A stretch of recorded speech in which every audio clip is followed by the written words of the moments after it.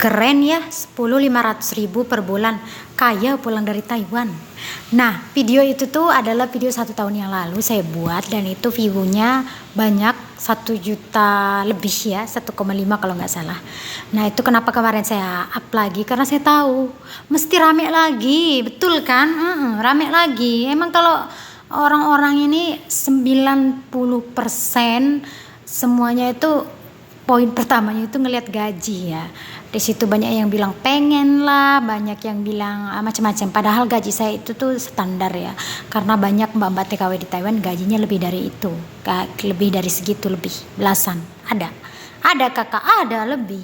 Cuman di sini saya mau bilang sama teman-teman, semoga ini bermanfaat ya. Karena saking banyaknya kepengen dan yang mau menjadi TKW, tapi yang perlu kalian siapkan itu bukan hanya tentang berapa gajinya, berapa yang bisa kita dapatkan setelah menjadi TKW, apakah saya nanti bakalan jalan-jalan ngelihat luar negeri itu seperti apa, itu jangan itu dulu.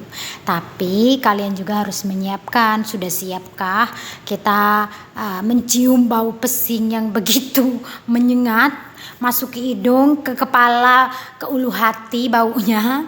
Udah siapkah kita ketika lagi makan pasien kita pup harus diganti pampersnya? Udah siapkah kita ketika tengah malam sedang tidur nyenyak pasien kita bangun, entah itu pup atau buang air kecil, atau mereka tidak ingin tidur dan kita harus menemani dan melihat pasien kita?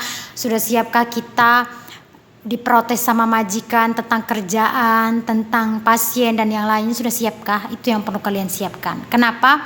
Ya karena kalau masalah gaji itu undang-undang negara kita sudah negara kita sama negara sini sudah menetapkan gaji kita sekian ya. Sekarang paling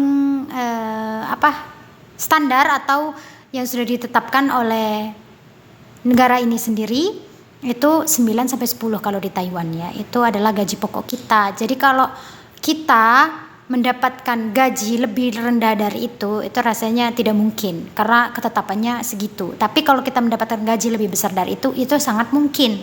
Kenapa? Ya karena bisa jadi memang kita mendapatkan rezeki lebih dari majikan, atau mungkin kita ada jalan rezeki yang lain.